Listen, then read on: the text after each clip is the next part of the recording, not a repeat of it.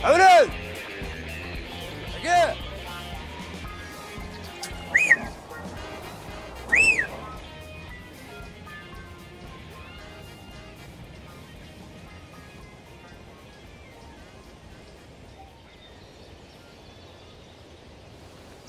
Ассалаумағалейкум. Ой, Әшім. Дәурен келген? Нейді? Дәурен келген құрдасым. Әбішім. Жұмыспен келген ғой?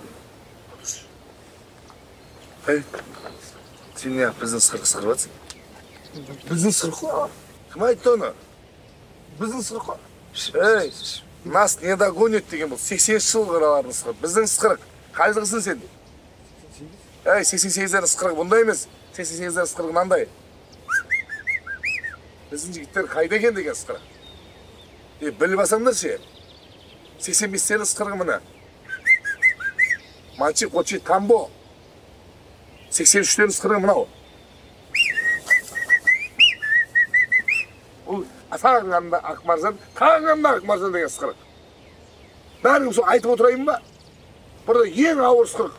Мынау болып тұр. 2002-лердің сықырығы бұл. Не маған әлдірді? Ұйқым келмейді деген сықырық. Тұтай, міне қызаланды. Тұтай. Айбың немен жуасың? Шаруам жоқ, шаршап отыр. О, братжан, ассалаумалейкум. Қырдан қобрадан ассалаумалейкум. Досым олай жақсы ма? Жақсы жеттің ма? Братан, ауылдың әңгімесі нәрсіз болып отыр. Бәрі Вандам Нартай болып отыр ғой. Тепсе темір өлдіре деген. Темір үзетті. Сол сынғаны, үзгені, өлгені ғой сіз темірдің. Сүйсе сиыр өлдіре деген деп отыр ғой сізді. Қолың лаше түскен жоқ, қорадан төбелескен кезде ше. Көкіректен түскен жоқ сіздің қолың, байқап тұр ғой. Зік ұрып атсыз ғой. Анауылдың балдары ше. Деп кетқаның бәрі аузын. Удар мехналасында деп ойлаймын. Арасыласын удар. Бірақ ше, братан, бір-екі удар сізге өтіп кетті, е? Өткізбедім мен. Тиіп кетті ғой? Жоқ. Бір талып тұрдыңыз ба? Түстім ба? Қоймышын, не ас? Мағым? Кім ғой? Қайраттың баласы мен досым ғой. Қайрат? Бас жақтағы ше? Ауылдың баласы ғой. Қайрат? Ауыл бойынша бірақ қайрат жоқ қой. Ой, 66 жылғы ше? Қай қайратты айтып атсың сен? Ой, Мараттардың құрдасы ше? Қай қайратты? Ей, атаң атын айтшы? Ережеп қой. Ережеп атам баласы. Қайрат ба? Енді Азамат деген жоқ қой, Жандемир қайрат деп отыр қой. Соның баласы ғой? Братан, маған келгеннен кейін кішкене жұмыс бар да. Тұтыш, білмейді. Мынау біздің сырық жоқ. Білейін, не істеп жүрсің, Тур анар тұр, сықырайып тұр, қалай еді? Қойшы. Шаруам жоқ, айыбын жоқ. Ешкім естіп қойған жоқ қой, братан? Ешкім естіп, мен қайда мен ақ естідім. Айыбын жумасам жаям мен қазір. Болды, айыбын жуып. Айыбын жумасам жаям мен. Жоқ, болды, братан. Айып етпеш, братан. Тоқташы. Айыптымыз, братан. Тоқташы. Немен жуасыңдар оны? Горилла, бір екі горилла кездейік. Тоқта, горилла емес. Горилла, қылатын нәрсең емессің маған. Горилла болғым келіп тұр өзім. Түсіндім, брат. Болды, братан. Әңгіме жоқ. Мен гориллам огурцы жейді. Огурцы? Болды, загрузка огурцы. Болды, түсіндім, брат. Болды, түсіндім, брат.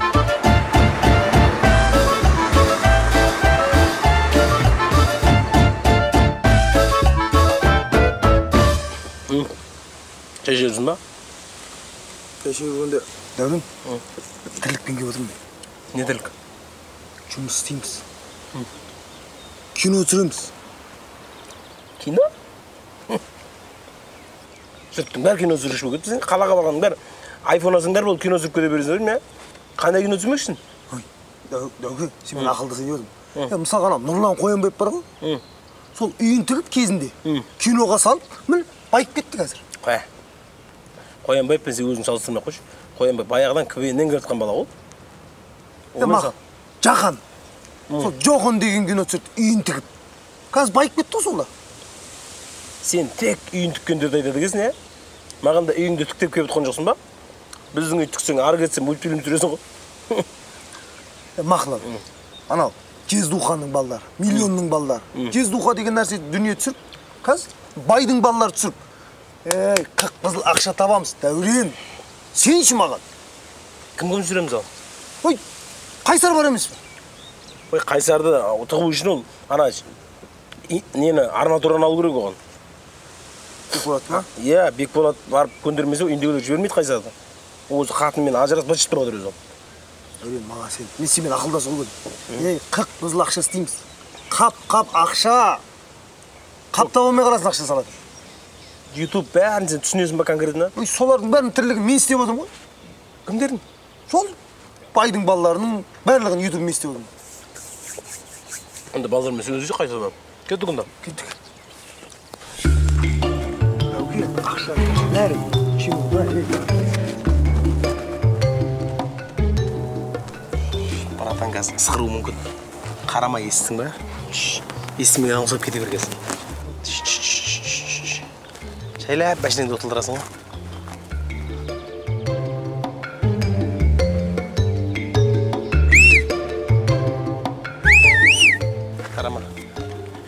Қарама бұл жаққа үшін. Блин, ей.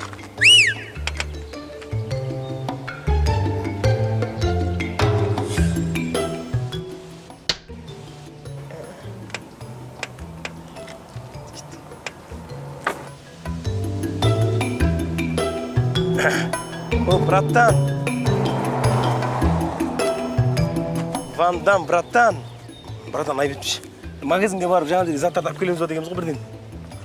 Магазин, сен менен қашып барасың, жалдасаңда қарап. Қай қашам барады? Қашып баратсыңдар ғой далайын-ау. Ойбай, қай қашамыз? Екі рет ысқырдым, қарамадың ба? Таспен ұрған соң барып қарадыңдар ғой. Братан, көріп тұрсың ғой, жер мына жақтан болып тұр. Дәурен, сен ауылдың понятиясын түсінесің ғой. Түсінемін ғой, брат. Ат айналып қазығында барып, айналып өшіре келем, қай қашам братан мен? Сөздің ашығын айтқанда мына братшкаң жұмыспен келіпті, брат. Не жұмыс? Ауылдағы жұмыссыз мен сияқты, Қайсар бәріміз жинап кино түсірем дейді. Иттің иті қай кино түсіріп жатыр екен ғой? Мынау кино түсіре ма? Ой, қалада әжептәуір несі бар ғой бұның? Абыру несі бәрі бар ғой бұда. Камера, нелердің бәрі бар ғой? Қойш. Ой, той түсіріп жүрген бала ғой? Қандай кино? Андай кинолар же. Қандай? Ой, ютубта тұр ғой, толып тұр ғой ютубта. Ютубта кино көп қой, қандай кино? Ой, айтшы мен. 15 минуттық, 20 минуттық сериалда ғой. Братан, сізді түсіреміз арасына. Төбелесетін жерлер бар. Боевик жерлер бар, братан. Сіз түсесіз соған. Өтініш. Кино түсіресіңдер ма? Бірінші киноларını мен көремін. Обязательно, брат. Менің қабылдауымда болады. Болды, брат. Сіз көресіз. Ал маған ұнаса ғана ютубқа жібересіз. Ой, сізге ұнайды ғой, брат, точно. Ұнады. Бірақ тыңда. Біріншіден, киноның ішінде боғауыз сөз болмасын. Братан, қалай боғауыз сөзбен ғой, хит болатының бәрі. Ит болып кетесің, боғауыз айтамын. Ит болып. Сонымен хит боласың. Екінші, боқтық сөз болмасын. Сөз болмайды ғой, иә. Ама, үшіншіден, ана жалаңаш қыздар түсірмей-ақ қойыңдар, сен алайын, Бұдан аған айтсайшы, түсіндің ба? Дәл, брат, действительно. Сол киноларын көріп, ауылдың бәрін тола душ жасап тастады ғой. Төртіншіден, әйелдің киімін киіп, еркек ойнамай-ақ қойсыншы. Жұрттың бәрі ойнап отыр ғой, братан. Түсінсең, әйелдің киім киіп, еркек ойнап, жұлдыз болмай-ақ қойыңдар, сен алайын, өтініш. Ой, братан, сіз қырған не қойып тастадыңыз ғой бізге? Соны көріп, мен ертең көрім, тура осы төрт нәрсе болса, көздерінше сындырып бастаймын. Жұрттың бәрі әйелдің рөлін ойнап отыр ғой? Оларды мен сияқты ақыл айтатын братандары жоқ. Братандары жоқ болған соң сөйтіп білгенін істеп жүр. Бірінші киноларын мен көрем, а соның ішінде кинолар болса, көздерінше сындырып тастаймын. Арзамын ғой братанға ше. Действительно, оларды өстіп ақыл айтатын братандар жоқ қой. Иман деген тола ғой братанда. Иманды братандардың бар екеніне шүкір де. Рахмет, брат, болды, брат. Не ғой? Горилланы ғой? Горилла зиян дедіңіз ғой сіз? Горилла қылатын нәрсе иманыңыз жібермейтін жар деп тұрмын ғой, брат. Болды, брат, онда. Огурцы жепсің. Болды, огурцы.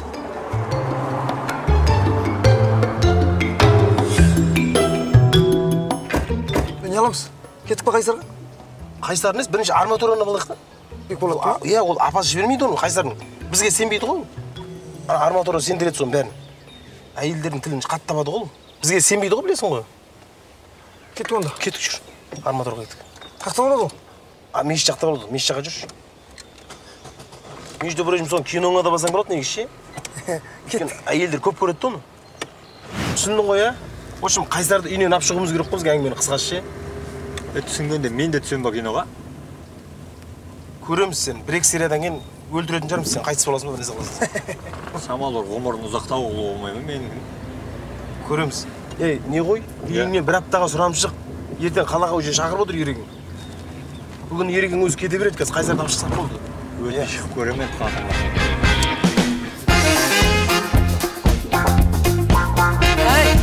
Не қып жатсың, күнге қақталып, көлеңкеге жатпайсың ба? Ой, мен болашақты ойлаймын ғой мен. Любой нәрсенің алдын ала ход ойлап отырамын да. Как көлеңке түседі мына жерге. Ойбай, жүгірмек ай, болашақты ойлағаның осы ма? 2 миллионға өткенде кірбең, 4 миллионға тағы кіріп тұрсың ғой, айналайын-ау. Ай, әкең сорысудан өліп кеткен жоқ па? Қазір әдемі сөздеріңді айтып, апасын көндіретіндей жағдайға келді мақұл ма? Ай, алачақтар жағыңды ойласаң қайтесің, а?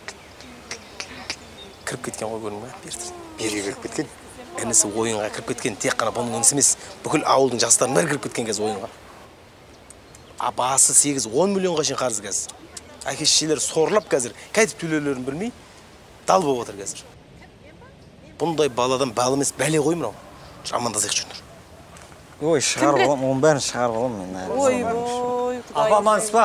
Амансыңдар ма? Қалай жағдайың жақсы ма? Жақсы. Шақылап жүрсіз. Шүкір Аллаға жүріп жатырмыз. Жақсы. Ай, мына жүгірмек өткенде 2 миллионға кірген. Ана бір кино ма, фильм ба, бірдеңе деген ойын шығыпты ғой. Әкесі марқұм содан жүрек шыдамай өліп кетіп еді. Енді 4 миллионға кіріп кетіп тұр ғой. Немді беріп құтыласын деп тұр. Мына қыздар звондап жатыр. Ақшасын төледі. Бұған 4 миллион, 2 миллион деген 4 мың теңге, 2 мың теңге сияқты болып қалған десе уже. Ой, сондай болып қалған бұған. Ей, Нұрлыбек, інім, қараса бер. Анаңның қадірін білтірсін де, онсыз алға баспайды бірісің де. Бесігіңді күзеткен кірпі келмей ұйқың тыныш болсын деп түн ішінде. Әкеңнің қадірін білтірсін де, онсыз алға баспайды бірісің де. Күйіңді емес тартамын деп күйігіңді ақыретте кетпесін мұң үшінде. Анаңның ақ жаулығын кірлетпесең, әкеңнің ақ батасын құрметтесең, Алланың разылығы сол емес пе? Солармен бірге жүріп, бір көктесең. Наргенже Серікбаева, Асланы әлме десең де. Апа, Қайсарға келіппіз? Қайсар еншісін алып кеткелі қашан. Еншісін алып кетті ма? Иә, қашан. Еншісін алып кетті ма не? Ой, кетті, айдалаға кетті ғой. Қайда айдала? Өзіміз зорға көреміз қазір оны. Жоқ, қайда айтса адресін енді? Ол қазір бір... Қазір айтшы дейсіз сізі? Кім еді анау? Асан қайғы құсап, жел маяға мініп, дала кесіп кетесіздер ғой қазір оны айтса. Жобасын айтсайын, тауып аламыз ғой енді өзімізден. Ауыл ғой, бір ауылдың ішінде. Телефон берші мыза, телефон. Ой, қазір звондай салатын телефон болмай тұр ғой қазір. Телефон қайда? Анау, ломбардта істейтін. Соны үйіне заряд қойып кеткен ғой. Үйде жоқ, ә? Біздің үйдің тоғын екінің. Мақыл әдіріс айтшы, қақта жаңа біздің бауырымыз. Осылайынан турасынан 5 метр жүресіздер. 5 километр десей. Жоқ, 5 метр ғой. Тура 5 метр жүресіздер енді бір. Адасып кетпесеңіздер. Содан оңға бұрылып тағы бір 2 метр жүресіздер ғой. Тоқтамай жүрсеңіздер. Айтсай, ойнамай. Қақта? Мына үй ғой. Мына үйге еншісін алдым, апа. Иә, осы жерде жатыр. Айтырмасын.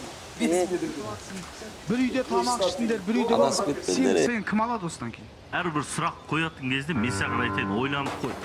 Еншісін алып деген ұзап кетті. Ой, отырған ба? Көріп отқан барысы бұны.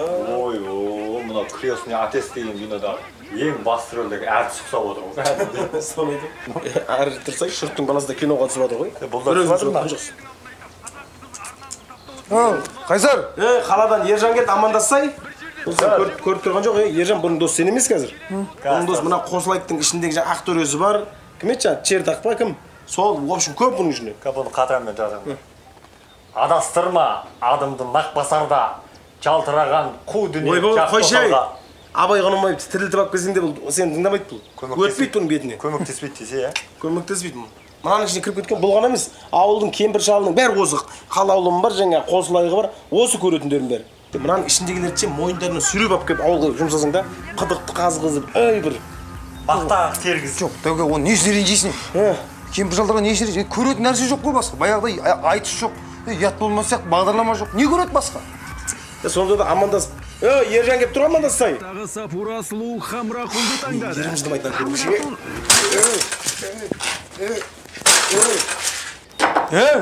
Не? Не істедің? Не керек немен есін амандасса қаладан адам келіп тұр ғой сен. Амандасса не? Не істедің телевизорды? Сындырдым. Кезің сол телевизор сындырасың ба енді? Сындыру керек. Қазір бұдан кейін не болатынын білесің бе сен? Не болады екен? Астарлы ақиқат болады. Не болады екен асқарлы ақиқат? Не болатыны бұл ДНК-ның күні ғой. Қарасай, өсек аңдығаны өсек, нәзәкат. Өсектен басқа ешнәрседен жоғымыз аңдып қалған, Ой, не жұмысың бар, менде не жұмысың бар? Жүрек еттіге кино түсіреміз. Сол келіп, мен телевизорым сындырып кету керек па сол? Жүр, кино түсіреміз дейміз саған. Ержан қаладан Не кино, не кино? Жүрсе түсіндіреміз осаған. Қалаға кетіп барады кино. Не қылдың енді анан? Жүр, не қыласың не қылғанда? Киімге қой жүре берші бол, жүрші бол. Мына шығарып салайық та бірінші. Қалаға ертең шығамыз ғой біз. Апа біз мына балаңыз алып кетіп баратырмыз қайсар. Ай, оны қайда кетіп барасыңдар? Киноға. Ойбай, мынаның киноға тыққаның аз беді, оны әкетіп барасыңдар мен? Жоқ, кино емес, кино бізге ойын емес бізге ба. Бізге жұмыс істейміз, уайымдамаңыз. Уайымдамасаң, ішінде тақияны бостан-босқа киіп жүрген жоқпын ғой. Осыған сай әрекет жасаймыз ғой, уайымдамаңыз. Бекболат балаңыз ғой. Бірақ мына балаңызға еге болыңыз, апа, қасыңыздан шығармаңыз. Ойынға кіре бермесін. Мынау қауіпті екен мынау. Өзім кестіріп Сен жестіріп отырған. Болды онда ереге. Жақсы жол болсын. Өзіңізге сен азында шығамыз онда. Жақсы досым Әбетке қарай барып қаламыз ғой. Бәр мұхит болып кетпесін аяғы. Қойшай, ақыл бар жігіт қой. Сенім жігіт кетеді. Жуым шайым шығамыз қазында. 11 жыл бірге оқыған жоқсың ба сен? 11 жыл бірге оқыған жоқсың ба сонымен? Да, мен ұрып жатырмын ғой. Мынау же сенім жігіт кетті. Шіріп кеткен бай деп атыр еді, шіріп машинасында шіріп кетті. Парогың бәрі шіріп. Бизеге. Конкретно ше, енді барғаннан кейін қалтамызда кішкене 30-40 мың ақша болсын. 1000 теңге бар, менің жетпейді ол. Болмайтын әңгіме айтпашы өйстіп ше. Болатын әңгіме айтсай. 30-40 мың дақтың алсын. Қатынан тығып. Жұмыс істейік. Ақша мет ол да. Не жұмыс? Өмірімізде істемеген жұмыс деген осы 1-2 күнде істеп тастайды дейсің ба? 1-2 күн емес, бүгін дәл қазір істеуіміз керек. Ертеңге шейін балық аулап, 1-2 қап балық алып барайық. Қалаға барып сатсаң сол 30-40 мың болады сол. Біліңдер, сен екеуің қармақпен ау табыңдар. Кімнің қармағы? Өзің қармағың бар ғой? 3-4 қармақ алып шық, аулап шық. Бар ғой. Балық болса болды ғой. Мотор алып шық, движок тап шық. Өткендегі де аулаймыз. Аулайды деп күтіп тұрған, аузы ашып тұрған таныс балықтарың бар ма? Движок тап шықмақ ма? Мен ешек тап шықам. Тоқпен ба? Қазекең ешеген сұрайын мен қазір. Ой, бермейді ғой. Тарсаңдаршы қармақ баса ей. Жүш. Қармақ бар ма сенде? Иә. Жұмыс сол көке. Сол кино түсірейін деп адамсыз соған көмегіңіз керек көп тұрған сіздің көке. Не көмек? Ешегіңізді бере тұрсаңыз. Не? Ешек. Ешек жоқ. Ешек. Ешек жоқ. Ақырып жатыр ғой ешегіңіз. Ақырып жатыр ғой. Сен ешекке сенесің, маған сенесің ба сен? Жоқ, сізге сенемін ғой, бірақ ақырып жатқан ешек кімдікі? Менікі. Сен орнына қаласың, сен менің сөзімді тыңдасың. Ой, Алла, жүсіпкөк айтып еді. Ол Уәлибек деген ол қасқабас, ол тас деп еді. Жұмыт ішінәрі сұрама. Қыста қар сұрап аламайсың деп. Сөйтіп жүсіп айтты ма? Мына ауылда менен ақ көңіл ешкім жоқ. Соңғы тиынымды берген осы халыққа таратып. Онда берсеңші, ешегіңіз берсеңші. Берем? Сен біраз соның өдебарасына шыға аласың ба сен? Ешекке не өдебара керек? Қойшыңыз. Сен бұл әшейін ешекте ме? Бұл ешек анау шетелге неге кетіп баратыр? ВТНХ-ға көрмеге кетіп баратқан ешек. Россияға ма? Бұл Қазақстанда нөмір бірінші ешек қой. Бұл не өдебара сонда көке? Бұл не өдебара болғанда берем. Қазір әбет тоқпады ма? Мына әбеттің алдында жылы суға нан турап жібітіп бересің. Кәрі ешек па не? Кәрі емес. Фокус дейді бұнда, ВТНХ-ға баратқан. Содан кейін ол біскеннен кейін қарбыз турап бересің. Қарбыз тұрғанда қабығын бермейсің. Бұл жүсіптің ешегі емес қой, қабығы жейтін. ВТНХ-ға қой, сөт түсесің ба? Қызылын кәдің дар өзі. Қызылы болғанда шопағын аласың ішінде. Қақалады ғой бұл. Ойба. Кет қоса болмайды ғой. Ал одан кейін қарбыз беріп болғаннан кейін шамал жарты сағат күтесің дағы. Содан кейін жүгері араласқан комбикорымды сен анау ыдысқа ештеңе салмайсың. Етегіңе салып, қолымен бүйтіп беріп отырасың. Ойба. Егер нағмаса шайнап күлме, ешекке сонша. Шайнап жатса, бүйтіп көмектесесің арасында. Мына ягынан ба? Иә. Сол кезде ол кісі ананы шайнағанға терлейді. Бес рамал алып, бүйтіп, терін сүртесін. Ойбай. Не ойбай? Маяқ қойды, көрдің бе мінекей? Оны айтпақшымен ғана тұяқтары бір ғой жарылма керек. Айтқан кезде соны айтып еді. Ана неге барғанша, бер қара, Түсіндім. ана баратын жерге барғанша жолдағы тастың бәрін теріп отыр алдына шығып. Болмаса бір баланы тергізіп қой, екі баланы. Лажы болса мінбеңдер. Жарайды. Ешекті мен біз енелеге. Бұны талай киноларға шақырған жібермей отырмын. Онда мінбей, әшейін жетектеп барып қайтамын онда. Күн батпай әкеле. Иә. Түс! Мінбе дедім бая. Хайван ғой бұлар, хайван. Қашып кеткені қараша. Оны айтпақшымен ғана тұяқтары бір ғой жарылма керек. Лажы болса мінбеңдер. Күн батпай әкеле. Түс! Мінбе дедім бая. Хайван ғой бұлар, хайван. Қашып кеткені қараша.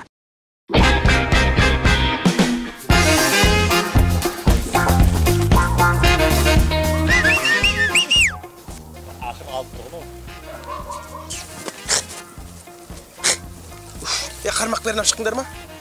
Ешегі зор қалдым мен. Атына бүйтіп жыламайтын жарады. Қалай берді? Жай, зорға берді ғой. Амай, үстіне қойыңдар. Үстіне қой, жайлап қой. Жай, көріп қоймасын. Ешегі де жамақ тарам екен ше. Қош. Үстіне.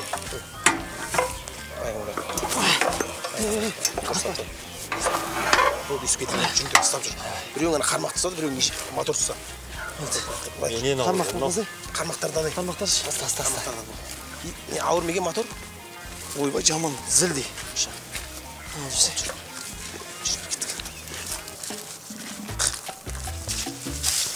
Ана жерлерде өткенде ше? Жерлерде ана аяқтан көп. Сен білесің, сен өзің ақ білесің ғой. Мына ешекті абағанымыз дұрыс болды. Ой, рахат болды ғой. Мұнаның көтеріп жүру деген. Айтып отырмын ғой, менен ауыр. Көкінен сұрап алған дұрыс болды ма? Қой, зорға берді ғой, ё-май. Жыланып. Ешкім аламаған қодан ешекті. Болды, мотор түсіріңдер. Ол жерге байлаш бол. Түсір ана жерге. Тастар қармақтар. Құдай қаласа балықты қырайын деп тұр қой. Қаптар, ау бар ғой, Ау бар, бәрі бар. Ауға байлаймыз қазір. Ешекті байласай? Ешекті байлаймын қазір. Абайлы зорға сұраған ешекті байлап қойсыш. Обязательно ол. Балықтарды қоя берсейсен. Қармақтарды. Так. Дейді. Шантрица болады ғой қазір. Ана жердің балықтардың бәрі шантрица. Әке қармақты қырып қоя берейін. Сендер ана нені ала беріңдер, мотор түсіріңдер ма? Точно бар ма арада? Қармақ құраласың ғой? Дәурен? Бар. Негізі қармақты бекара кегесіңдер ғой. Бұл ауда нені моторда кегенеге қармақтың керегі жоқ. Қазір мотормен қырамыз ғой мына жерді. Мотормен ұрамыз ба? Мотормен. Пырылдатып сөйлеу ғой. Әкесі моторды. Мотормен қалай болады ма? Мотормен. Әкесі моторды сөйлей бермей. Арам өтіріп қоймаймыз ба? Әпкеш моторды. Соны басында айтпайсың ба? Моторды әкеп қойғаннан кейін неменеге жаның ашып тұр, ұстап ал. Мақұл. Так, ау тастадым. Аха. Доқ қайда, доқ? Міне бізде ғой. Өшір. Не жоқ па не? Жоқ. Ап жүр, өшірін бердің ба? Ап жүр, Басыл жақты көреміз ба? ап жүр, аяқты көтеріз.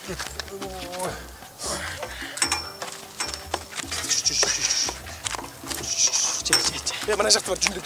Дәурен, бейт кино түсірмей қоямыз ау. Бұл жақта да жоқ қой, не болған балықтарға? Мына жерде де жоқ қой енді? Жоқ. Қошымен жоқ, алып жүндір. Жалып жоқ ау деймін осы. Тұрсыңдыршы, алып жүндір жоқ олы. Тоқташ Дәурене. Үст көтеріп жүре береміз онан. Балық алып өткен сөйтейін. Ешектің үстіне қойықты бағанағыдай. Нені? Моторды. Өтіп белімізді айналып кетті ғой. Келатқан кездегі дей ма? Иә. Сөйтіп? Үстіне қойып қойықты, сонымен алып жүре берейік те. Сөйтіп біз әжеге тастап болды әдем. Болды ғой. Ой, жәлді емес ойға келмепті ғой. Келдік алып жүріңдер. Ешекті аяғы байлап қойып, біз көтетіп ғой. Просто ана кісі жылайды қазір. Екі ешек тауып алдың ғой сен? Бісмилlah, көкемді бәлеге қылмасақ болған ғой. Бәлеге қамайсың, көріп тұрған жоқ қой. Құдай көріп тұр ғой. Ой, сен де көріп тұрған білеміз. Дінді араластыра бермеш болмайды нәрсеге. Дінді араластырмаса да болмайды ғой. Оның біреу дұрыс ғой, рас қой. Көкем, аса. Ренж қамай меген, Бұны же ауылда ешкімен мінгізбеген ғой. Со ғой, соны айттым ғой соны. Қайсар? Ау? Жылқы ше, жылқы. Ат. Я. Ешек болмағанына шүкір дейді екен ғой. Кімнің аты айтып соны? Білмеймін әйтеуір. Жалпы атта бір. Ешек шошқа болмағаныма шүкір дейді екен. Шошқа кәпір болмағаныма шүкір дейді екен ғой. Кәпірлер жемеймен со шошқан. Саған қарсы енді сен. Ал кәпір ше ең бастысын қарсы. Кәпір. Құдайдың бар екенін біліп тұрып, 5 уақыт намаз оқымайтын мұсылман болмағаныма шүкір дейді екен ғой. Мынау үшін мені ғибрат алатын әңгіме керек. Әңгіме рақта жатыр, Бірақ бізге балық керек қой, тез нан неғып жіберейік. Соны айта салайшы деген ғой. Ойланып жүрмін.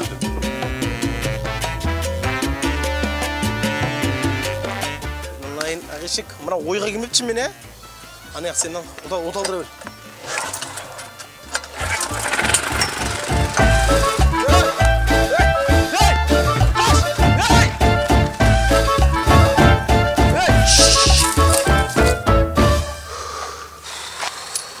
Қашып кеткен ола. Май таусылды ма дейін ба? Мотор өшінбеген, соны сол кірісіп қалды ма? Ешек деген сый деген бәрібір. Дауыс естілмейді ғой. Осы яқ қарай қашқан жоқ па? Майкбастың үйіне де келдік қой және егесінің үйіне ше. Мен өтіп кетейік шыққа істейсіз. Тұрғана кісі. Кет. Бара бер. Ассалаумағалейкум көке. Қалайсыз, жақсысыз ба? Уағалейкум ассалам. Қалайсыз? Мына Дәурен деген алаяқты көрмедіңдер ме? Дәурен? Иә. Ондай адам танымаймыз көкеміз. Байқандар сосы ауылда Дәурен деген бір алаяқ бар. Ой. Көке, осы жерде тұрғаныңызға біраз болған сияқты ғой. Бір ешек өткен жоқ ма? Қандай ешек? Үстінде андай бір моторы бар ешек та? Моторы бар ешегіңді қайдам? Ой, бірма жаңа. Не свет жоқ, не пары жоқ. Мотоцикл өтті ғой жаңа. Бір етіп басынан. Сигналы тұра ешектің даусында екен. Ва деді. Кет барады, парс етіп артынан. Пары жоқ, ақырып бұлай өтті ма? Өтті біле қарай кетті ғой. Сол ғой. Байқап жүріңдер, байқап. Болды көке. Ана Дәурен деген алаяқты көрсеңдер айтыңдаршы, мен күтіп тұр деп. Болды.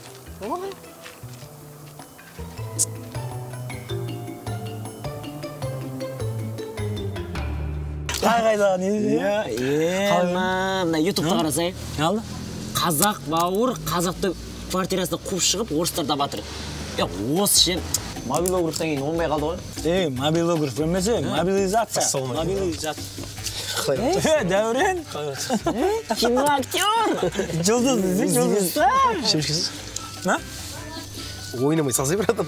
Сен шемішкелер деп айтсың? Шемішкелер. Сөйтіп айтса, көпшілік түрде. Кино түсірмесің ма не? Қойш? Ертең басам, ертең азында. Бітсесен, біз түсірсек киноға? Киноларын жаңа қыздармен беті, бұрышқа тақап, не қылатын сахналарға сайтса мен. Өтірем мен оны че? Ондай жер жоқ бізде. Болмаса төбелес кетірші. Нартай бір адам рұқсат бермейді. Қай нартай? Төбелес болады құда, төбелес болады. Қай нартай? 80-дегі нартай. Не қойып пысады ғой зе? Оны не қатысы бар? Андай не қойып пысады ғой? Ограничені қойып пысады ғой шын. Бірінші киноны сол көрейін деді ғой шын. Соны сейсен басын. Азында шығамыз құдай қылса жен. Қойш, сен бейте, сен бүгін түнде шықсай. Неге? Сен білесің ба, ауылдың чат шулап атқан уәкеңіз деп атыр сен. Қай? Сен артыңнан аржа жерді ғой. Не үшін? Ауылдың чаты шулап атыр ғой, Дәурен ешекті көріндер ме деп. Ешегін жоғалтып жібергесің ба? Соған аржа жіберді сен. Айрат бір жерді. Телефон көрші, брат. Телефон көрші. Не бересің маған? Қойшы, брат, осындайды қойшы, мә. Бересің ба айтте? Шымшы көрем. 26 едінсі тез сөйлесің. Сотталып кетесің, әу. Қайсар қаяқтасыңдар? Нағыл дейді жаңа көкең? Нағып аңғылдап кеттің қаяқтасың? Туалеттем деген ес, туалетте сөйлесіп отырсың ба кәсен? Шыққасын қабарлас қазір. Туалетте отырып сөйлеспейді қадам. Айуан. Бекболат, қаяқтасыңдар? Қалаға шығамыз қазір, срочно шығамыз қазір. Ержан бүгін шық деп жатыр қазір. қалағана орыстар келіп квартираға жайғызып жатыр екен ғой. Бүгін үлгеріңдер деп жатыр түнде. Қайсар туалетте қазір, барам деген шығып қалады қазір. Тез киімдеріңді алып шығыңдар енді тез. Давай мен де киімді алып шығамын қазір. Дәурен, неменеге жастыққа бағасың? Басқа жастыққа жата алмаймын, ұйықтай алмаймын, білесің ғой. Сен мені қоя берші, басыңа неге бағасың сен? Мистер Гаджет ұқсап. Ой, қалаға анау мынауға той-пойға киімде бағам қояды, соның реті келіп тұр ғой. Қысты күні осында киіп алсаң жаман қылшы. Нағашыларың кобой емес пе? Аяғың қандай дүңгілек орамады ма? Ауылдық емес па? Ауылдық болса керек жоқ. Нөмір сары ғой, ауылдық емес. Ауылда сары нөмір жоқ қой. Аға. Ассалаумағалейкум аға. Уалейкум ассалам. Қалаға аға. Қалаға жүресіз ба? Қалаға қарай баратым ғой я. Жетіп алайықшы қалаға. Үшеуміз ғой. Отырмын. Рахмет аға. Кең екен бір. Ардансыз. Зың болды. Жып-жылы қойшы. Братан. Машинең зың екен братан, Иә. Балдар әпелдім ғой. Таксист бар сонда қалсын ары бері? Такси қосымша жұмыс қойды. Негізгі жұмысыңыз не сонда? Қазақшылық ғой біздікі. Дем салам әйелдерге. Түкіресіз қой, Жоқ, кейде түкірем, кейде түкірмеймін. Тек әйелдерге ғой, тек әйелдерге. Толық әйелдерге ма? Осы басқа ұлттарда өзбекшілік деген бар ма екен? Қазақтарда ғана бар. Басқаларда болмайды ғой. Қой? Атайды тұр ғой қазақшылық деп, орысшылық деген. Армиядан бәрі қашып жатыр ғой. Қазіргі армиялар армия емес. Ауылда тәрбие дұрыс емес ол кезінде біз. Россияның өзінен қашып келіп жатыр ғой. Соғысқа бармаймыз деп. Негізі күлуге болмайды жігіттер. Күліп атқан жоқпыз. Басқа замасын қазір нау. Күліп неміз бар. Еркекті қасиет, намыс деген жоқ бұл күткен. Бәрі телефон. Телефонмен ақша істейді. Телефон кино түсіреміз. Бірдеңе байын түсіреміз дейді. Түсінбеймін айту. Біздікі сөйтіп дем салуға бола сатып алғам телефонмен. Өте көп қолданбаймын. Телефонмен сала бересіз бе сонда? Енді мен айтып отырмын қазақшылық. Не деген дем бұл? Сет арқылы барады. Енді ниетке байланысты. Мықтымын десеңізші уже. Ниетің туыры болса. Енді мен мықты болып тұр ғой. Мысалы Астанадан біреу дем салдырады менен. Соған бола, ту деуге бола. Астанаға бармаймын ғой. Тоқташына бір жерге тоқтайықшы. Не болды аға? Клиент қой. Клиент? Біз толамыз ғой жұмыс. Қалаға келдік. Машинеге мінетін клиент емес. Айтып отырмын ғой мен қазақшылық. Алло. Ағай, қалайсыз? Жақсы. Ағай. Ау. Сіз дем саласыз ба? Иә, салам ғой. Жоқ, дем сағанда сен қай қаладан звонып тұрсың? Қай қала? Мен Кентау қаласынан. Бағана күндіз не сіздің күйеуіңіз жайлы болып тұр ғой әңгіме. Ағай, мен сені күйеуімнен ажырасқалы ұйықтай алмай қалдым. Сонымен ана күйеуіммен жүретін ана әйелдер маған бір дұға жасап жүр ма, білмеймін, шошып оянам. Дұға жасалған сен кәдімгі жолын байланып тастаған. Жүрген кезде шалынып қала бересің ба? Иә, тізем бәрі жара болды ғой, құлай берем. Басқа ұлттың дұғасы жасалған саған. Қойыңызшы. Сен организм сонымен күресіп жатыр. Организм аналардың тілін түсінбей жатыр да, сөйтіп. Қатты сен шошитын содан. Мен қазір саған татарша дем салып берем. Бар деміңді ішіңе тарт. Ай, шығара тұр. Бірден тартпаса мен айтайын деп жатырмын ғой. Қазір мен дем салып кеп, суф деген кезде ішіңдегі ауаны шығарасың да, мен дем тартып аласың. Жинайым да артымнан шығарам ба сосын? Қаяқтан? Артымнан шығарам ба деймін да, аузымнан сорып.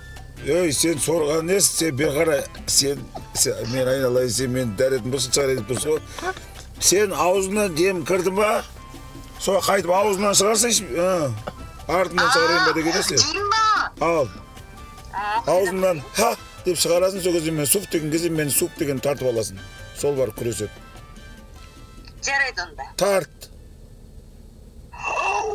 Четыре татарина. Кому это надо, никому не надо. Кому это нужно, никому не нужно. Суп. Қалай болып қалдыңыз? Уля, ағай. Денем босап, рахаттанып қалдым.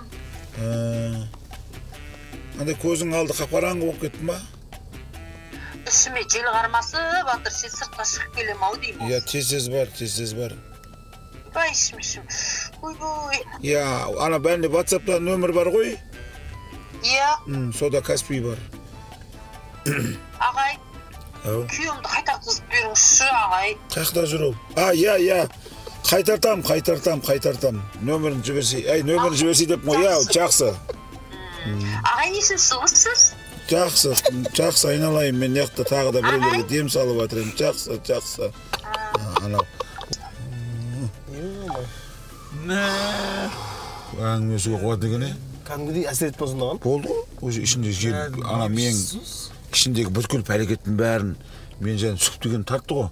Сол деген нәрсе қуады ғой ішін бүйтіп.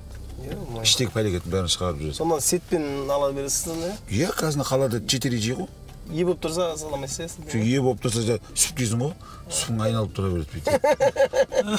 Жоқ, неменеге? Спутник қой. Ол бәрі дамып кеткен ғой. Іштері жей болса бірден кетеді. Қоя, жүрек ойбай, әңгіме қой. Жүрек. Мә қалаға келдік қой кәдімгідей. Жарқырап. Сондарды қараса бек. Қазір жарқырап тұр ғой. Асырап қана өшіріп қойсыз да болады ғой. Күнде ондан кейін өшіріп тастайсың сен әлі. Бек туысқандарың тұрамыз десінден. Таныстар бар ғой, ағаларым бар. Таныстан бар айтады. Бауырлар бар. Бек қайтуым керек енді. Майда сәл азайып қалып сіздердің бек ақшыларына май құйып қайту керек. Жақсы, рахмет аға. Аман болсын құдай қаласа. Қағаз аяқ бересіңдер? Иә, аға. Газ құюым керек, не қылуым керек.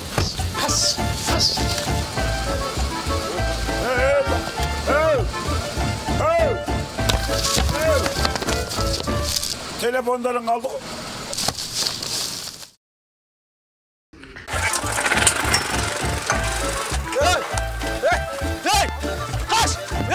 Көке, үстінде андай бір моторы бар ешекті? Ай, моторы бар ешегіңді қайтам? Сен білесің ба, ауылдың чат шулап атқан уәкеңіз деп атыр сен. Қай? Иә? Сен артыңнан аржа жер ғой.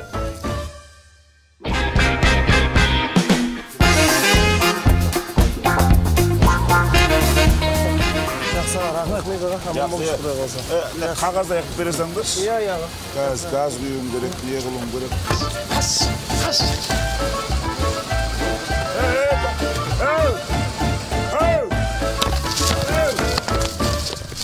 Telefonların aldı.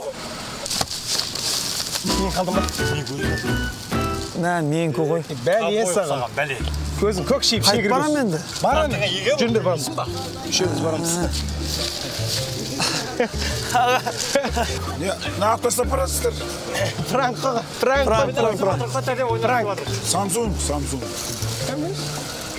Git kaç. Mamurlar. Hey!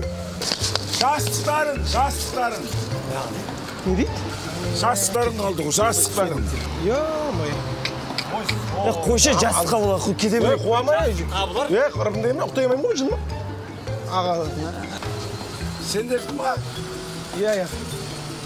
Lan taslamay жүрсіңдер. Бәрін бір алып кетсеңдер, әрқайсысын бірге бәкетмей. Frank.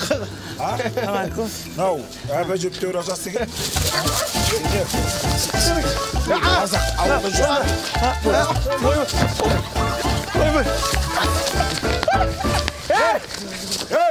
Frank. Аға болды, кешің, аға болды, береміз, ақша береміз, аға. Береміз, жоғақсын береміз. Шығар тез. Болды, шығарамыз. Қаным түсме шығар Аға, 1000 жармақ бар. Аға, 1000 жармақ теңіміз бар. Шығар тез. 5000 жан. Міне аға. Міне 1000 жан. Аға, ырзамыз. Ырзасыңдар ма? Мынау менде қалады. Жоқ. Неме үшін қылмайды? Жоқ, 1000 жарым теңіміз. Аға. Жігіттер, машинашын көресіз қайсар? Машинашын көресіз? Жоқ, сен қамат, мен байқам. Көрсей бар. Бұны тірлік істемедір ме сендердің? Жоқ, бұл дағы. Көңілдеріңе қарап келдің ба? Машинашын. Шабылмақсыздар ма не? Жоқ. Жоқ. Рахмет аға қайда? Жақсы жеді ал қала. 1000 жарым теңгеден дайырылды ғой. Оны да басынан соқиды қыш. Немереге көңіл күйің түсіріп атсың? Красавчик, на телефон дышь. Ё-моё. Жаңа таксиден Сен қара дедің ғой? Красавчик. Қарасың жа. Мә. Мынандай ақша бар екен білмедім мен.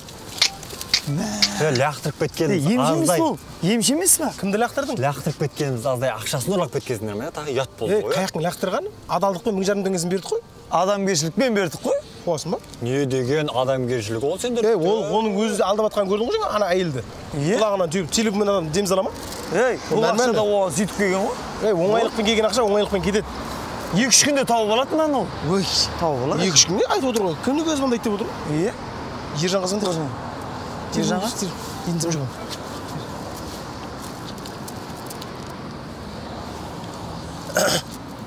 Ержан, біз қалаға келдік қой.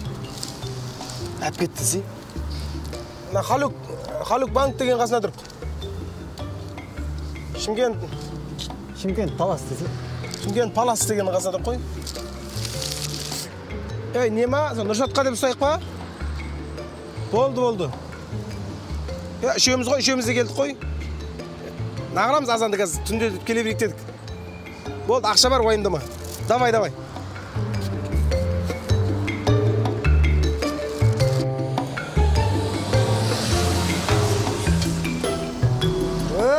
Достым. Ассалаумалейкум.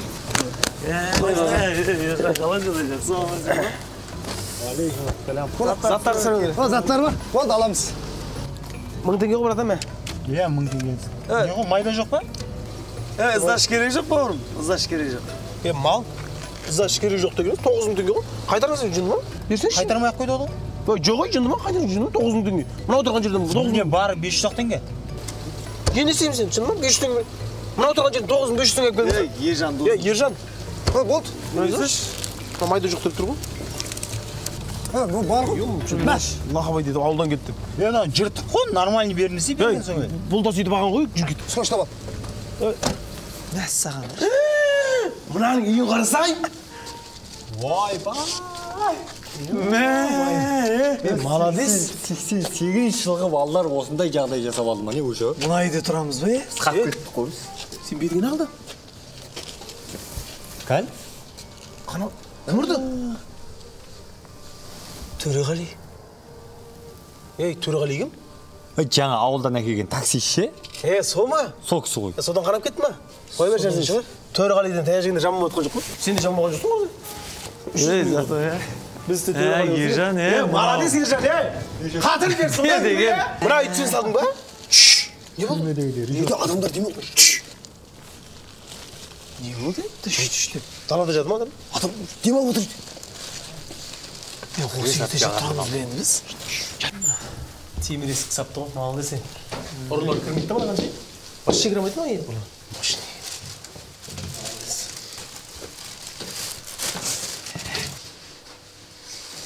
Аяқ киімдерін шешесіңдер. Мына жерге аяқ киім шешесіңдер жайды? Аяқ киім шешесің жүр. Мына жерге адам жатпай ма не? Бетін қанын жүршісі не? Мына жерге аяқ киім шешесің. Ең соң жастарын бетін жүзейсің? Бетін жүзі бір ит әкелді. Аяқ киім.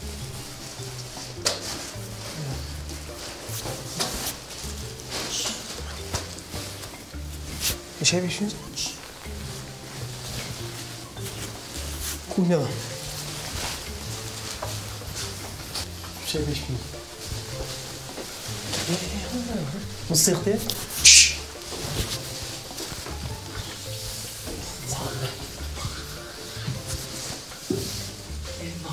ұстама. Сұндырасың үшін. Күйдіресің. Түк көрмеген ішік.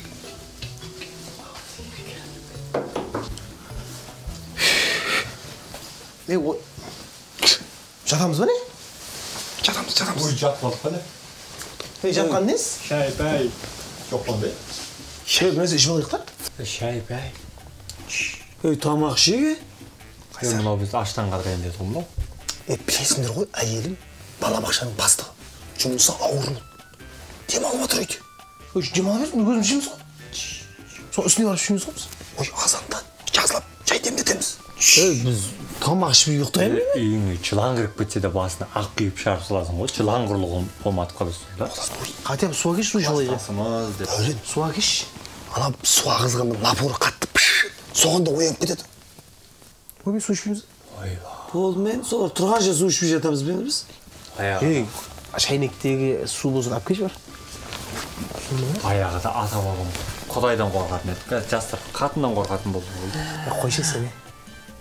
Өзің қорқпайтын адамсың. Қорқпаймын мен. Аяқ қатам шамалы. Аяғың сазың болсын, құрча аяғыңды. Жоқ, мен аяғым ешіп қойды. Кәні? Олда сенікі точно. Бұның кіміз? Менгі ғой. Менгі дегеніз? Менгі ғой? Енді шешіп аяғың жүккізі бар. Қаяқтан жуам? Анау піш десе қазір. Мынаның бәрі тұрса. Сіздің бақсып жатырмыз бенді жерден де. Шыдаңдар енді жігіттер. Мынау бар ғой. Бұның қатыны бар ғой. Өзінің 8 жас па, 9 жас па үлкен ғой. Қош. Басына айналдырып тиіп алған ғой. Сосын ғой қаңқы демай айтқан. Үйге кіргізіп алған. Байдың бай қатын деген ғой. Мынау ер жақ қақтын салады ма? Мынандай үйді.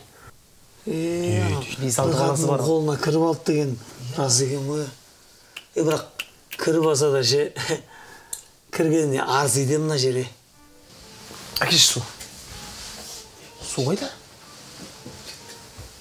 Су да жоқ, жылы шайды қайнаған шай да жоқ. Жатыңдар. Досым, сорлап қалған екенсің осыны. Мынау есі дұрыс па?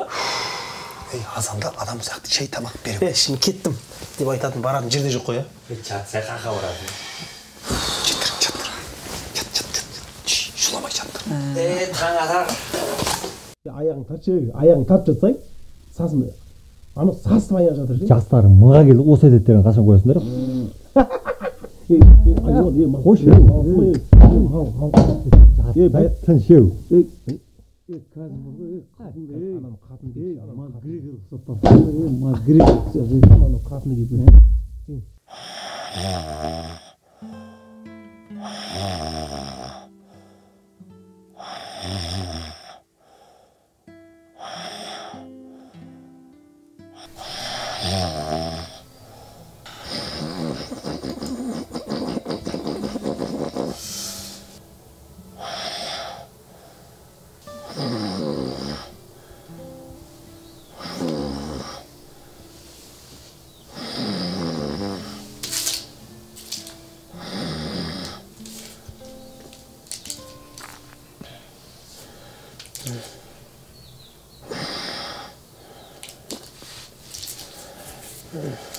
Ей, жетсіз ба? Тұрсай? Тұрмайсыңдар ма? Демалыс қой бүгін, демалықта шамы. Қандай демалыс, қаяқта жатқанын білесің ба? Тұрсай? Қарын ашып кетті, қарын аш. Кеше анау сумен жақтыса сан жоқ па? Бірінізде шекті. Қалай ұйықтай бересің аш қағын? Өтшан дәурен. Мынау не жатсың lan ке? Анау ауылдан ақ көйін жастығы басына қой алмадысың, бұтына қысып алғаныз. Дөрен. Дөрен. Ей, не болды? Не? Тұрсай? Не қылды? Не қылды деңіз? Немене ана жастың бұтына қысып алғансың, басына қоймайсың ба? Жасың 35-ке келді ғой. Бұтыңа жастық қысқанша қойныңа жарық ұшпайсың ба? Қалықшы. Тұрай, қарны ашу. Киноның ішінде боғауыз сөз болмасын. Нартай көретін. Асығадан айға. Бірақ кино басталған жоқ қой. Нартай бірден. Нартай. Есім сүкетті. Тұрамыз ба? Сен аяғыңды жұмайсың ба? Ё-май, түнде уланып өлі зат қой. Бұл неден қой? Аяқ киімнен қой, ол кетпейді ол. Мейлі ғой сон, басқа аяқ ұстырмайсың ба? Терезені ашып қойдың адан. Сен аяғыңа... Жауырып, сен башқан. Сен аяғыңа уланып өлгеннен жауырап өлген жоқ па? Қолыңа қарға түскен кезде бір қымбаттау аяқ киім алса ей. Ей? Не болды? Біз түнде қандай машинаға міндік? Түндегі машина тұрып біздің лақтырып кеткен. Семейный машинаға міндік. Соғыз тұр ғой. Адам миын ашты бермей, шақыршан кімді? Шақырсайыз, тамақ шай ішіп алайық. Ей! Не болды? Сол мұнау?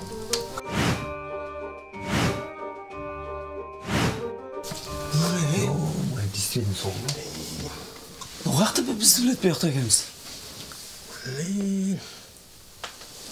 Сол таксидің адам аңдып келдің ау. Мен бейақ қойықшы дедім сол таксиге. Сол қардың мен ішінде андай іздеп келетін не бар негіз. GPS бет. компартменті. Сенде ғой. Нең бар алпысыншы біреудің затын ама деп. Ойбай, кеше ғана деп отырым ғой. Кеше ол. Ержан чағыршы. Не істейміз? Ержанға звондашы. Бер оны.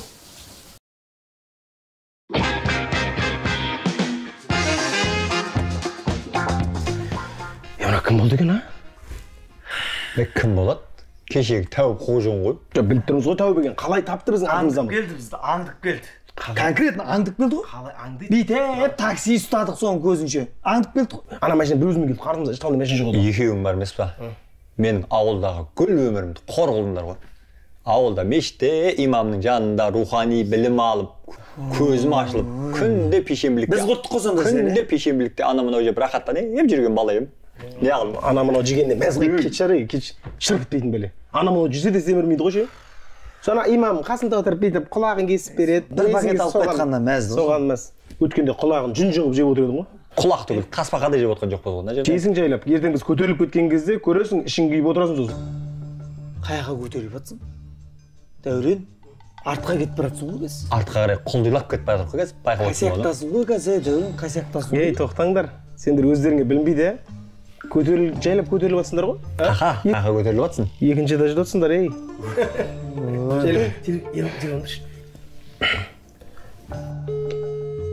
Ержан, біз жаққа кеш. Мен шығып кеттім ғой магазинге. Магазинге шығып кеттің ба? Яна, Ержан есіктің алдындағы машина кімдікі? Айконікі ғой. Айко? Айкосы кім? Менің әйелім да, жұмысының машинасы, Садиктің машинасы ғой. Садиктің машинасы екен ғой? Сары машина ғой, қандай Садиктікі деп тұр ғой? Садиктікі болса сары бола ма? Сары машина емес. Ақ машина ғой. Садиктікі ма? Садиктікі екен ғой?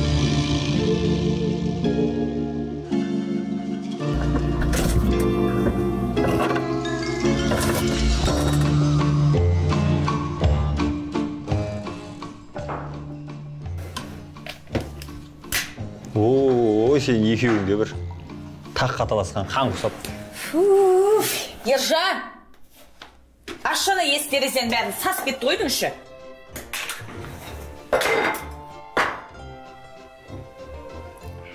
Сендер беті қолдарын жумайсыңдар ма?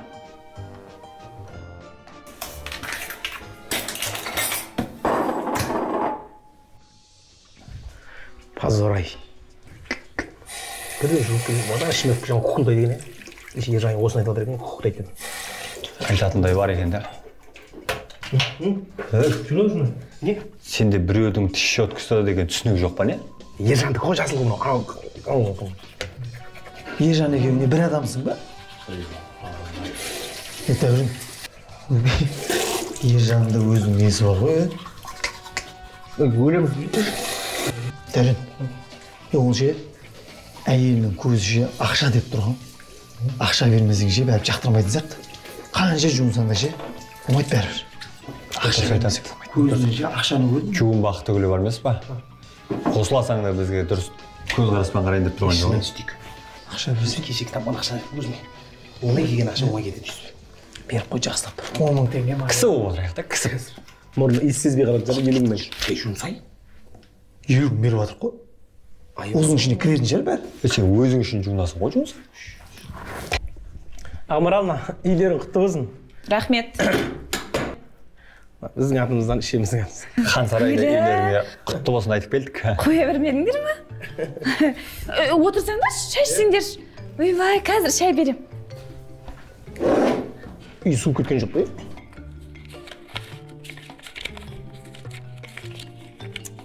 Ақша деген су, 250 ағым қапты ғой. Бір маңдай термен тапқан намысып айттың ғой сенде. Ойбай, маңдай терімізбен таптық. Кеше қашқан кезде терледім мен. Сен терлеген жоқсың міне. Маңдайын терледім мен. Действительно маңдайың терледі. Ой, жаман алды қол. Қазір заманда деймін, мына заманда. Мына фәни жалғанда Құдайдан кейін ақша шебер болып тұр ғой қазір. Точно. 50 мың теңге кәдімгі тоқтатып тастағандар зау болды міне. 50 мың теңге тоқтатып тастаған жоқ, кешір аяғынан есі әлі жақ тұр. 50 мың теңге мынаның әйелінің иіс сезгізбей қойды.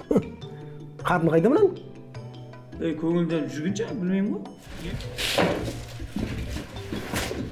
Не істейсің? Достарың аяқ киімі ғой, тазалап қойып жатыр. Ержан өзі келді ғой. Қаяқта жүрсің, Ержан? Дұрыс бол ғой. Менің әйеліме не істегенсіңдер?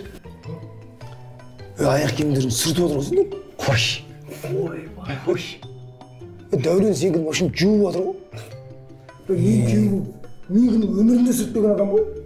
Тамақ істеп отырмыз бізге. Ой, сендерге ет дайындап отырмын. Ет болса ше, айран білмей, айран алшы, айран алшы. Айранды қойып қойық мына жерге. Айранды жағып тұрып ше, пиязды майдалап тұраш досты. Пиязды майдалап тұрып, қара бұрыштан сеуіп бар ғой. Сөйтіп алып кеш досты. Негізі қамырдан кейін бар ғой, кола жақсы негізі. Реклама болып кетеді, аяқ қойшы. Ой, ондай бар. Кола өтпей қалатын болды ғой енді. Зубачистка қойшы, зубачистка. Ет жесең тісіңе кіреді, жемесең түсіңе кіреді. Сондықтан бір зубачистка қойыңдар, шыққымыз ғой қазір. Дәу екен, нове. Қатын аяқ киім сосын жүрді, тамақсасын да еді. Болды. Бір қарағанда маған ұқсайды екен, Ашшам кеш, ашшы. Стружковый. Ей, қоятсы? Тамақ қоқсамыз ғой, Тамақпен бірге ішеміз ғой. Дәмін көріп отырмын. Дәмін, айран ғой. Жақсы екен. Ой, Ақмаралжан қолы алдым. Айко. Ой, мына ыстықтай алыңдар тамақтарын. Жеттер, қазір көкем келсін, бірге отырып жейміз. Көкем бар ма? Көкем. Болды. Көкемнің әңгімеден бейхабар ғой деймін. Араб елінде намаздың уақытысы кірген кезде бәрін тоқтатады екен. Намаздың уақыты. Қазақ елінде тамақ келген кезде бәрін тоқтатады екен. Не істеп жүр көкем? Шағырсай, тез өліп бара жатқан. Жалақтап бара жатыр. Ассалаумағалейкум, қалайсыз көке? Айкон бабасы ма? Айкон бабасы ғой? Бір. Келіңіз көке. Ой, дұрыс, Папа, мына жаққа отырсайшы мына. Мына жаққа отырсайшы. Көке. Папа, танысып қойыңыз. Жақсы танимын, таныстырмай-ақ қой. Бұларды бүкіл ел танитындар ғой. Көке, бір жүре берейік. Ержан, ауыл қайта берейік. Шаруамыз бар еді. Отыр деме сендерге. Болды, отырамыз. Отырсай дейсіз. Кім бұлар? Жақын достарым ғой. Жолдары болмай жүреді өзбір. Жолын ашып бер дейсің ғой. Жолын ашып берсеңіз. О жолын ашу қиын емес ғой қазір. Қамшы бар я? Қамшы бар. Қамшын керек жоқ, басқаша оқимыз. Тамақтанып алайық. Ал, дастархана береке берсін, осы жақсы қуаныш бола берсін. Өмірімізде бар жақсылық болып, әйтеуір осы күйеу балам мен қарындасым үйіне тек жақсылыққа, қуанышқа келуді Аллахым өзі нәсіп етсін. Так, бұлар жеп болған шығар, е? Телефон жеңі ма? Жоқ, көке. Франк деп қойын ба?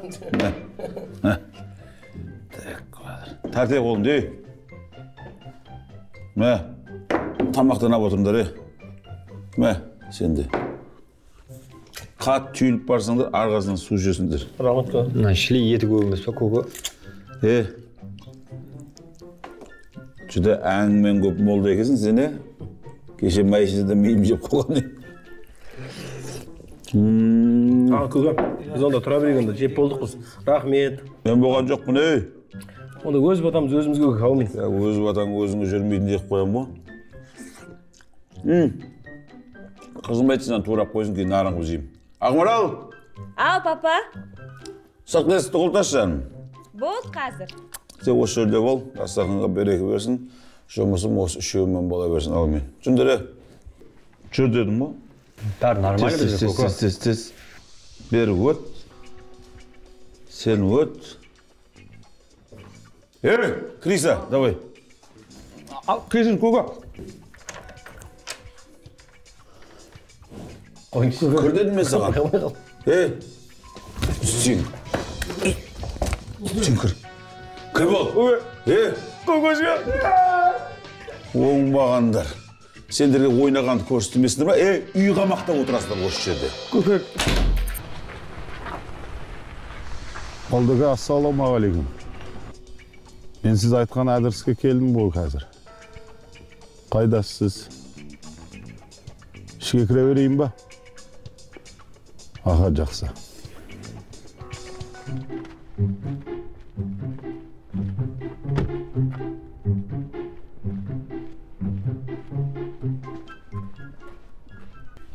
Ағай қалайсыз? Бер қараңыз. Жәніндегі жіберген суреттерімнен көрдім. Күйеуіңнен болып тұр ғой. Бұл күйеуімнен ба не? Иә, күйеуіңнен. Сендер былай жасаңдар, ертең енеңгесін, күйеуің, сосын нағашың, өзің нағашың, күйеуіңнің түп нағашысы келу керек. Сосын күйеуің, сосын шофер. Оны бәріміз не істейміз? Не істейміз дегендес? Газель итересіңдер, газель. Жарайды. Қастарыңа куәгер керек емес па? Мақұл. Жо, айналайын, кел, мен сені емдеу үшін шақырып отырмын. Молдеке, ассалаумағалейкум. Азында сағат 8-ге аш қарынға дым жемей келесіңдер. Дым жемей, түсіндің ба? Бер қарашы сен.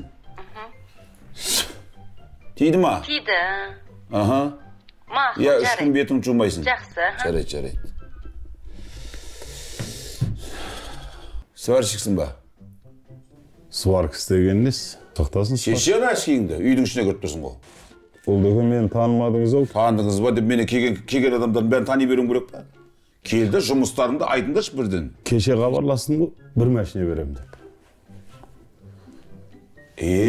Ойбай, жақындап қалдым деп айтпайсың, өзім күтіп алатын дедім ғой. Жаңа жіберген адреспен тура тауып келдім. Оңай тауып келдіңіз ба? Жіберген адреспен тура. Иә, шаруаңызды айта беріңіз. Енді бұл нәрсеге өмірімде сенбеу үшін. Барып көрмеген. Байеке, ең бірінші адамда егерде дейді, ниет болмаса болмайды дейді.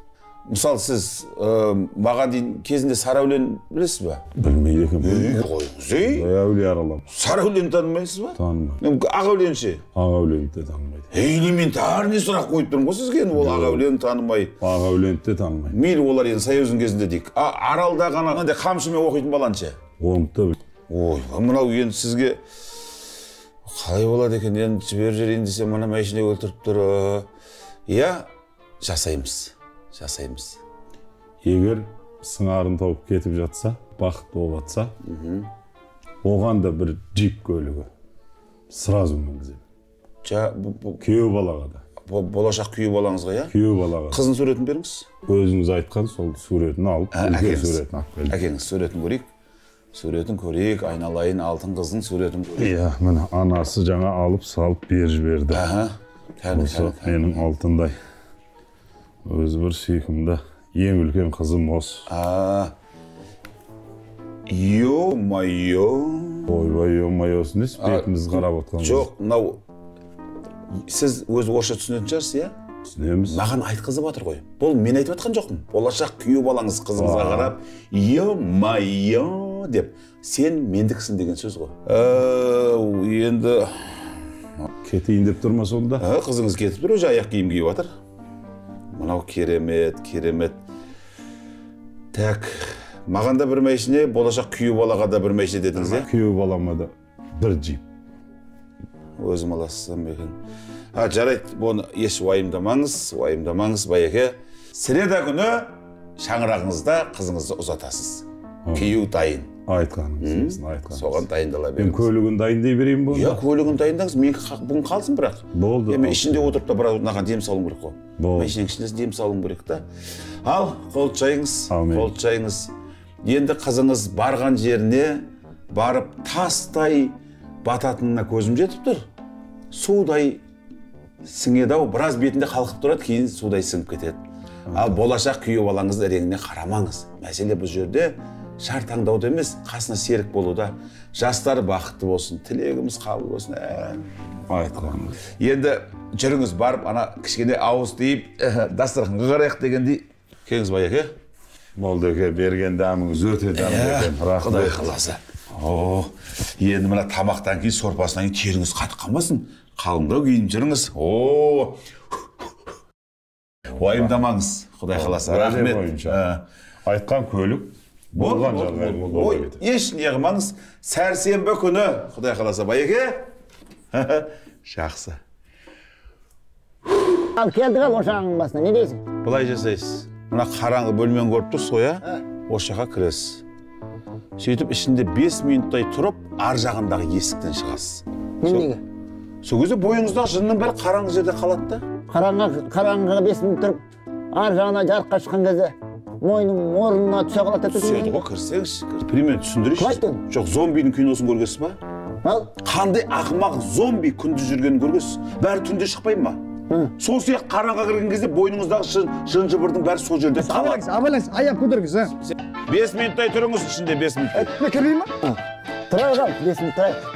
Кет ағай.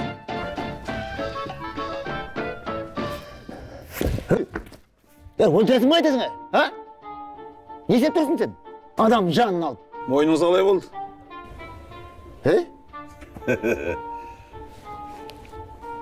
Жарықты қылғылдап тұр ғой. Не істедің бе? Не істегенде не қыласыз? Не балаңыз айтыңыз 5 мың теңге берсін. Осы істеп беремін де. Шыққанда түкте болған жоқ қой, бетімен қисайып шықтың ба? Бүйтіп қорыққаннан бүйтіп қалған кезге орнына түскен шығар. Жоқ, сонда мен сен салып ештеңе істеген жоқсың сен? Мен салғанда сенбей тұрсың. Мынаның ішіне кіріп шыққан кезде сен бәрі орнына түседі деп шыққан кезде де мойның қисайып шықты ғой мен негізі. Сені қорыққаннан түсіп кетті. Жоқ, 5 мың теңге бергіңіз келіп тұрған жоқ па? Мен неге беремін, не істеп? Жібердім. Ешкім ұстап тұрған жоқ, жібер дегеніңізде. Не істедің? Не істедің? Қалпына келтіріп бердім ба? Салоннан қайтып айттым. 5 мың емес, 50 мыңға келсең де болды, кешір.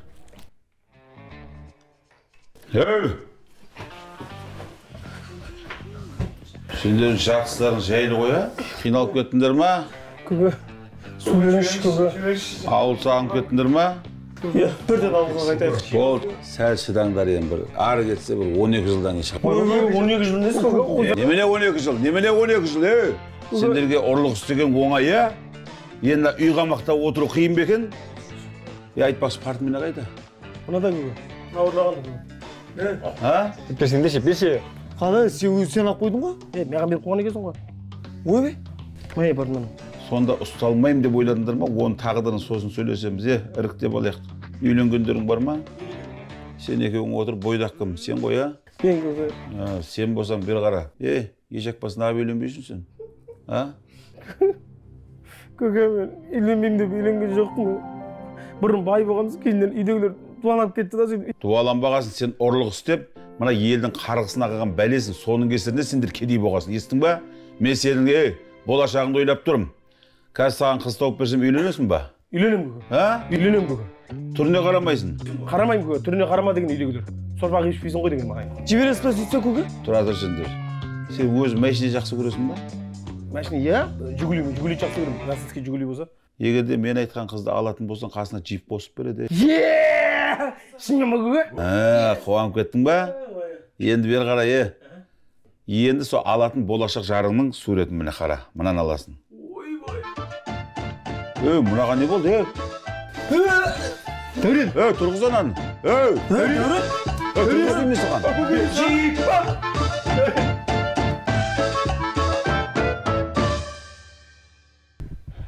Дәурен! Қалай достар, кино ұнап жатыр ма? Құрдастар, шымшытырып болып бара жатыр мынау. Өте қиын, жағдай қиын.